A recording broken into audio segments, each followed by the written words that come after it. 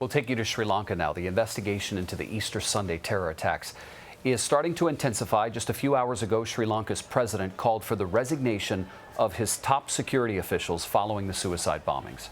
More than 350 people were killed in the Easter Sunday massacre. Elizabeth Palmer is there. I'm at the Dewagata Mosque in Colombo, which serves a large Muslim Sufi community. The families who worship here are very much afraid that they are going to suffer reprisal, violent attacks in revenge for Sunday's bombings, even though they feel as sickened and saddened by the actions of those extremists. Here are the suicide bombers in a video put out by ISIS swearing allegiance to Islamic State. The man in the middle is Maulavi Zaran Hashim, a local Islamist hate preacher who was known to Sri Lankan intelligence. I don't think they took this threat seriously enough for them to put enough manpower to track him down.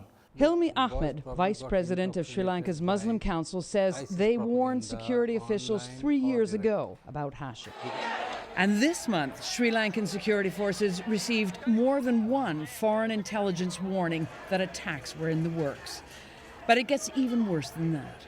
We were told that, even 10 minutes before the blast, Indian intelligence had said that this is going to happen. The churches could have been evacuated and at least reduce the number of deaths. The intelligence have been far too complacent. But you were the complacent. Surely it's more like criminally negligent. Definitely. All day yesterday, Christians buried the victims of Sunday's attacks, still struggling to absorb the loss of loved ones and the scale of this atrocity. But Sri Lankan Muslims know that anguish and widespread fury with the government could turn against them. We're fearing a backlash because, you see, last night, most of us could not go to sleep because after 104 people were buried at the same time, emotions could run high.